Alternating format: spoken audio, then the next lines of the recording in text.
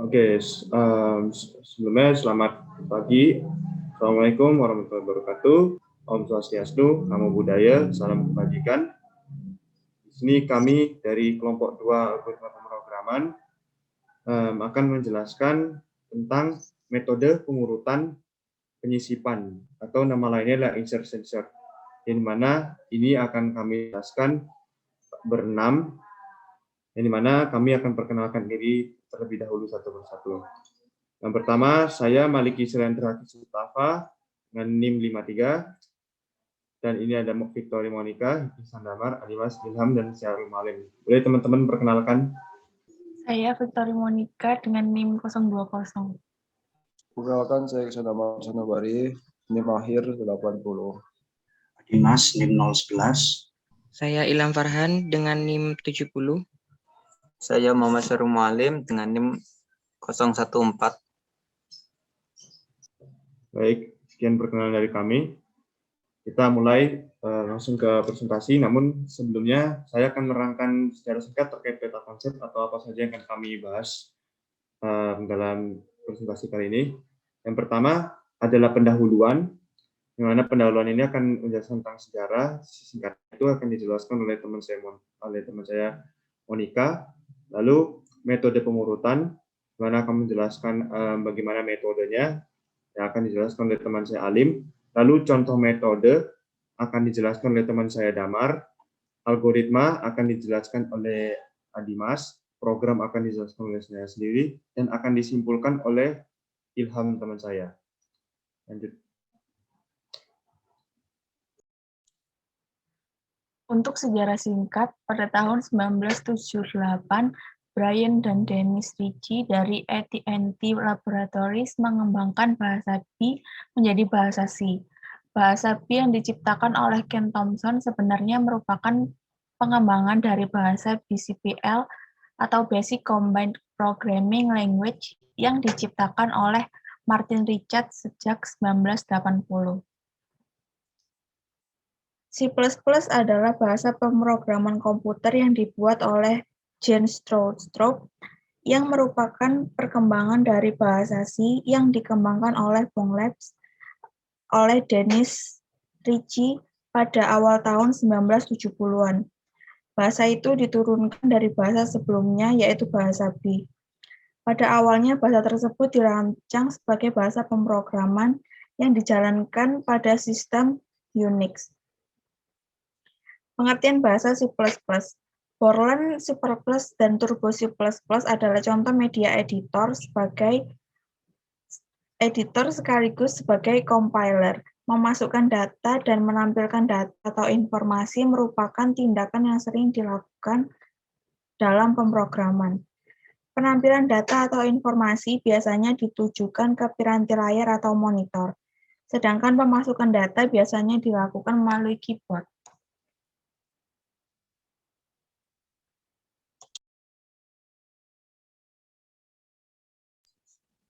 Sekarang saya akan menjelaskan tentang metode pengurutan. Sorting sendiri biasa didefinisikan sebagai pengurutan jumlah data berdasarkan nilai kunci tertentu. Pengurutan ini dapat dilakukan dari nilai terkecil hingga nilai terbesar, yaitu biasa disebut ascending atau sebaliknya descending. Algoritma sorting sendiri merupakan salah satu contoh yang kaya akan solusi. Dalam presentasi kali ini kami akan membahas tentang insertion sort. Insertion sort sendiri merupakan sebuah metode pengurutan dengan cara menyisipkan elemen larik pada posisi yang tepat.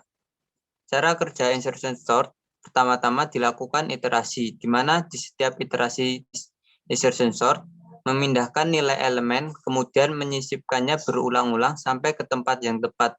Begitu seterusnya dilakukan. Dari proses iterasi seperti biasa, terbentuklah bagian-bagian yang telah disorting dan bagian yang belum disorting. Algoritma insertion sort sendiri dapat dirangkum sebagai berikut, yaitu pertama, simpan nilai TI ke dalam variabel sementara dengan I sampai dengan 1. Kedua, bandingkan nilainya dengan elemen sebelumnya. 3, jika elemen sebelumnya TI-1 lebih besar dari TI, maka tindih nilai TI dengan nilai TI-1 tersebut dengan mengurangi I. Keempat, kita lakukan poin ketiga secara terus-menerus hingga terpenuhi bahwa TI-1 kurang dari sama dengan TI. Kemudian langkah terakhir, ulangi poin 1 hingga increment ditambah 1 secara terus-menerus.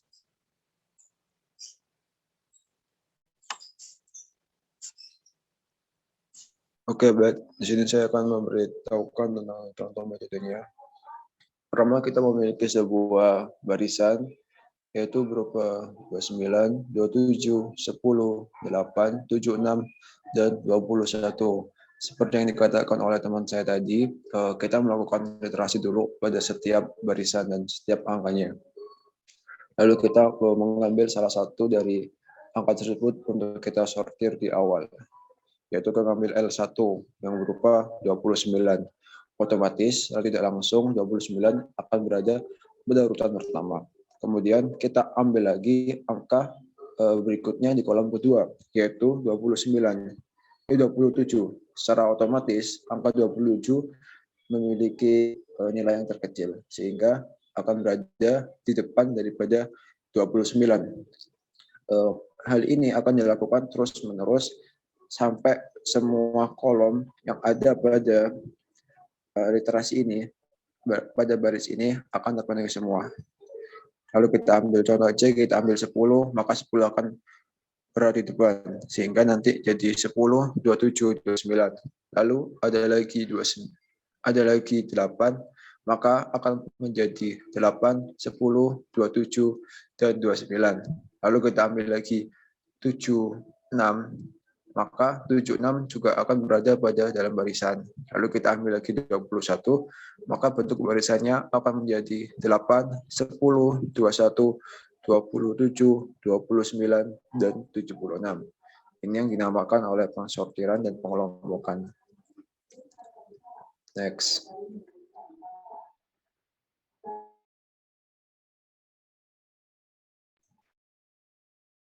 Oke, yang berikutnya adalah algoritma. Karena tadi sudah disebutkan bahwa larik pertama itu sudah dikatakan benar posisinya, sudah terurut gitu, maka kita mulai dari pas kedua atau larik kedua, di mana I-nya itu sama dengan 1. Kemudian dicek J kurang dari jumlah data yang dimasukkan. Jika ya, maka J itu sama dengan I-1. Kemudian dicek lagi, I kurang dari jumlah data tadi, kurang dari N. Kemudian dicek J lebih besar sama dengan 0. Jika ya, maka LI kurang dari LJ. Nah, di sini ini adalah yang membedakan sorting ascending dan descending. Apabila LI kurang dari LJ, itu maka ascending. Apabila LI lebih besar dari LJ, itu maka descending. Jika ya, maka J-nya diincrement, J dikurangi dengan 1. Itu akan proses berulang. Tapi apabila tidak, maka LJ akan dimasukkan ke data temporer, disimpan untuk sementara, kemudian K sama dengan J. Nah, di sini ini setelah K sama dengan J, di sini adalah proses pergeserannya. Jika misal larik kedua itu lebih kecil dari larik pertama, maka akan dilakukan proses berikut. Nah, jika ya seperti ini akan berulang terus hingga LJ pada posisi yang benar. Kemudian J-nya akan berubah menjadi K, kemudian LJ yang tadi berada di temporer tadi itu akan ditimpa dengan LK. Kemudian J-nya akan diincrement dan berulang seterusnya hingga semuanya tersortir dengan benar. Baik, selanjutnya saya akan menjelaskan tentang programnya. Jadi, bila tadi teman saya menjelaskan algoritma, maka di sini saya akan menjelaskan eksekusi di dalam programnya dan outputnya.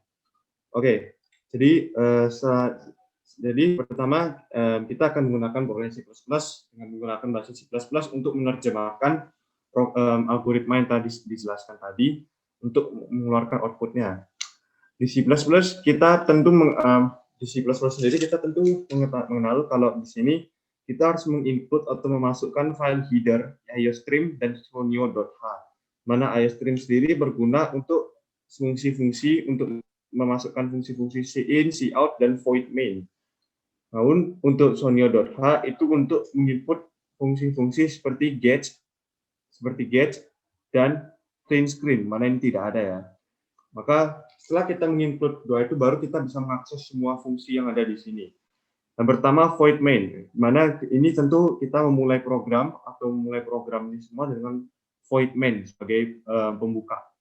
Jadi setiap program akan mencari void main-nya, di mana void main itu adalah pintu gerbang untuk menjalankan program-program dari awal hingga akhir. Setelah void main dibaca, yaitu selanjutnya adalah perintah in main. Perintah in, integer deklarasi deklarasi pengubah atau variabel yang berguna dalam proses pengurutan ini, yaitu i, c, y, dan tem, seperti yang telah dijelaskan di algoritma sebelumnya. Lalu setelah itu in n, yaitu untuk jumlah bilangan yang akan diurutkan atau jumlah larik yang akan diproses, dan angka 100 sebagai larik atau array itu sendiri. Yang pertama kita akan menuliskan perintah cout inputkan banyak elemen, di mana di sini perintah atau tampilan pertama sesuai dengan perintah yang pertama dijelaskan, yaitu inputkan banyak elemen. Lalu tidak ditulis elemen, langsung ke cin, karena ini adalah program untuk memasukkan bilangan atau banyaknya array atau jumlah array yang akan diproses atau data yang akan diproses. Di sini n yang akan kita masukkan adalah 7. Maka nanti yang akan melakukan pergeseran atau elemen atau larik yang akan ada itu adalah dari 1 sampai 7, atau kalau di indeks dari 0 sampai 6. Maka dari itu setelah itu saya akan meng-cout inputkan elemen sebagai informasi untuk kita memasukkan setiap elemen. Kalau tadi ini kan untuk menginput banyaknya elemen, sedangkan ini untuk menginput setiap elemen atau elemen yang akan kita input. Nah, jadi kita akan menggunakan iterasi for, yang mana indeksnya mulai dari 1 hingga ke n, di mana ini menggunakan kurang dari tidak sama dengan, karena ya kita ini hanya meminta 0 sampai n kurangi 1 atau sebelum n, karena memang indeks array itu dari 0 sampai, kalau misalnya n-nya 7 maka 0 sampai 6 itu, makanya di sini hanya sampai 6. Nah, jadi karena mulai dari 0, karena indeks array 0, maka di sini cout elemen ke i plus 1. Karena untuk menunjukkan kalau elemennya kita ini sesungguhnya adalah elemen ke-1, meskipun indeksnya adalah 0. Jadi cout elemen ke-1, lalu baru habis itu kita meng-in atau menginput elemennya sesuai urutan yang ada. Kalau ini 0, maka yang kita input adalah elemen ke-0. Kalau ini urutannya ke-1, maka ini adalah yang ke-1. Dan seterusnya hingga n-1, atau hingga banyaknya data kurangi 1. Nah, lalu jadi intinya tetap aja nanti sebanyak n kali sesuai yang kita masukkan. Kalau ini 7, maka ini sama 7 kali. Setelah itu kita ke n lain untuk membuat jarak antara hasil inputan dengan hasil tampilan. Setelah itu akan ditampilkan elemen yang akan diinputkan, yaitu ini adalah iterasi lagi untuk menampilkan elemen-elemen atau data-data di dalam setiap elemen. Setelah itu iterasi lagi. Nah, ini adalah iterasi untuk melakukan pergeseran atau penyisipan, di mana seperti yang telah dijelaskan algoritma tadi, bahwa indeks ke-0 sebagai elemen pertama itu sudah dinyatakan terurut. Maka di sini iterasinya mulai dari 1 hingga ke n. Lalu setelah itu yang pertama atau angka ke i sesuai dengan i yang ada di sini itu akan masuk ke j. Lalu setelah itu j akan masuk ke y. Lalu setelah itu j yaitu i dikurangi 1. Lalu setelah itu akan masuk ke looping while, di mana looping ini berguna dalam pergeseran. Akan diperiksa terlebih dahulu apakah J-nya lebih besar sama dengan 0, dan apakah angka atau J atau apakah lari ke J sesuai yang telah dimasukkan di sini itu lebih besar sama dengan Y, atau lari ketika data atau elemennya itu I. Bila iya, bila kedua posisi ini terpenuhi karena kita menggunakan logika dan, maka operasi maka penyisipan atau perpindahan variabel seperti dalam gelas memindahkan ke gelas lain akan terjadi, di mana angka J plus 1 dengan elemen J plus 1 atau angka setelah elemen ke J itu lebih kecil akan dimasukkan ke variabel temp. Lalu lari angka ke J akan dimasukkan ke lari J plus 1.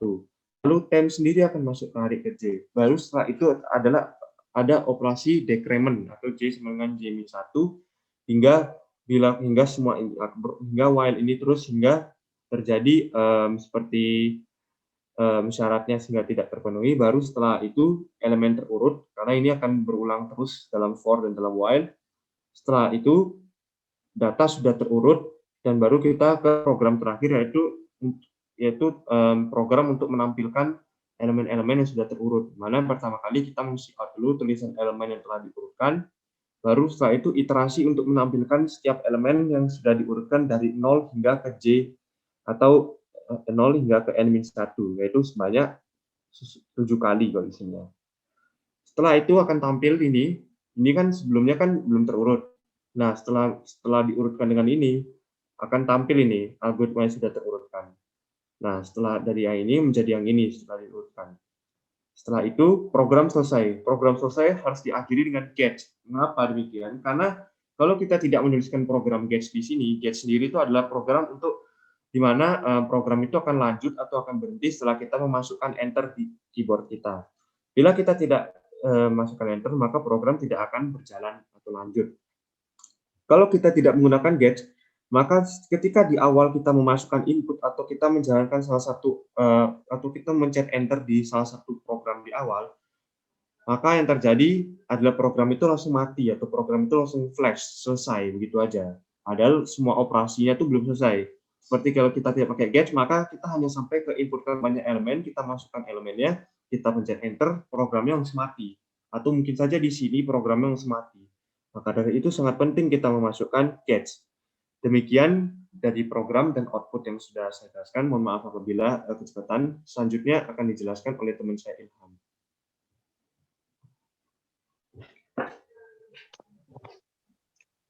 Untuk kelebihan dan kekurangan insertion sort sendiri, yang pertama, untuk kelebihannya, yang pertama yaitu sederhana dalam penerapannya. Yang kedua, mangkus dalam data yang kecil. Mangkus di sini memiliki arti yaitu berguna.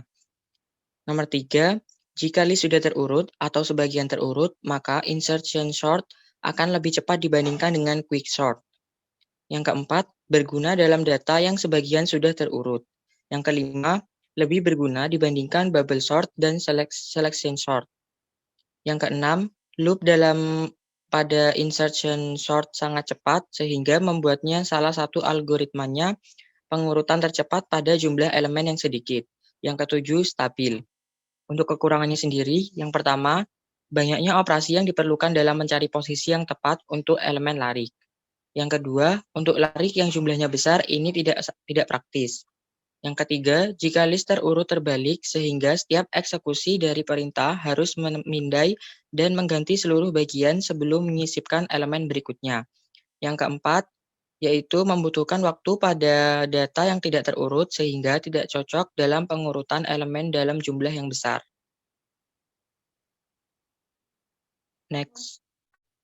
Dari yang sudah dijelaskan tadi, dapat ditarik kesimpulan, yaitu insertion sort adalah sebuah metode pengurutan data atau sorting yang merupakan penggabungan dan pengembangan dari metode insertion sort biasa dengan binary search, sehingga proses sorting dapat berjalan dengan lebih optimal. Pada kehidupan sehari-hari, secara tidak sadar, metode ini dapat digunakan pada saat bermain kartu, apabila pemain mengurutkan kartunya setiap mengambil dari tumpukan kartu yang acak. Sekian dari kelompok kami, terima kasih. Mohon maaf apabila ada salah kata dari kami. Silakan apabila ada yang ingin bertanya, silakan bertanya di hari kelas selanjutnya atau di hari Senin. Di situ kami juga akan menampilkan demo program yang ada dari yang telah kami buat. Terima kasih. Jangan lupa like video kami. Salam sejahtera. Terima kasih. Wassalamualaikum warahmatullahi wabarakatuh.